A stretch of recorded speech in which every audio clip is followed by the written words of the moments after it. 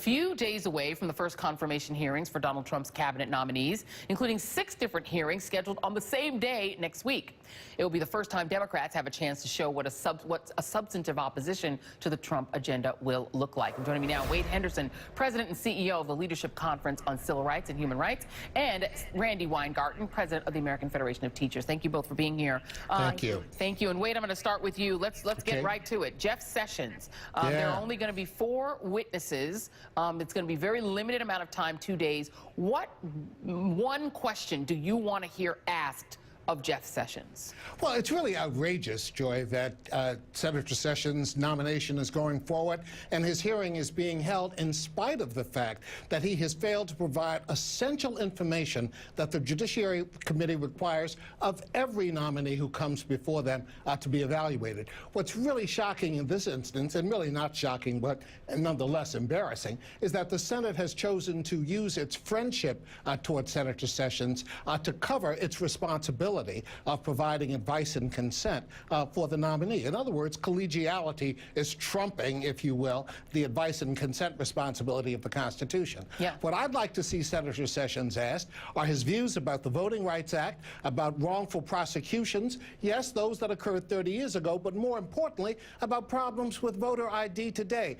about problems with efforts to move polling places in states like Alabama, his very own state. I'd like to see him asked about whether he can enforce statutes over which he has a hostility long established. So, for example, he opposed the Violence Against Women Act. He has opposed the passage of the Matthew Shepard, James Byrd Hate Crime Prevention Act. He has opposed other statutes that he is responsible now for enforcing. We'd like to see questions asked about that. We'd also like to see questions asked about his hostility to immigrants, his support for a Muslim ban, or arguing that a Muslim ban is certainly worthy of discussion. These kinds of issues are frightening to the American people, and I think the American people expect 2 things. One, they expect a procedurally fair hearing, but they also expect a substantively complete hearing, and neither of those will take place next week because the senator has not provided the essential information of a Senate questionnaire that is required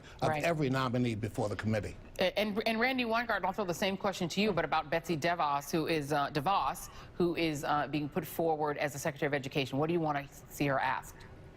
Well, we know a lot about her record in Michigan, and her record in Michigan is makes it clear that this is the most anti-public education nominee since the position of Secretary of Education was established.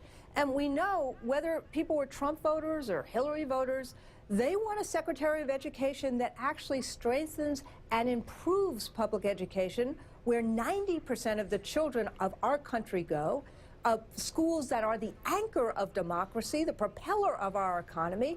And instead, what she has done in Michigan for the last 20 years is to destabilize, defund, and siphon off funds. And frankly, even for our colleagues and our friends who actually believe that there should be some alternatives, what she has done is actually made schooling worse in Michigan. So we want to make sure that people see the facts. What has happened is that 75% of public schools do better than charters, these for-profit Wild Wild West charters in Michigan and in Detroit.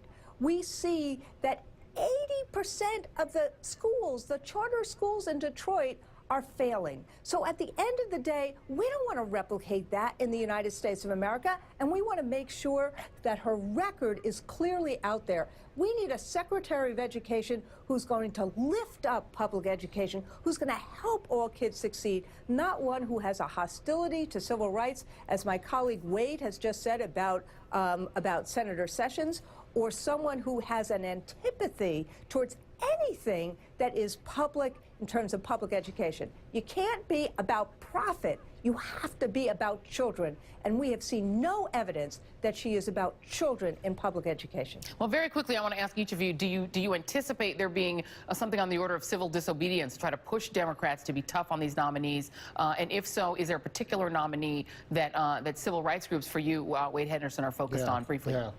Well, I can't predict whether civil disobedience will be involved, but I will say this. It is very clear that opposition to the Sessions confirmation is building.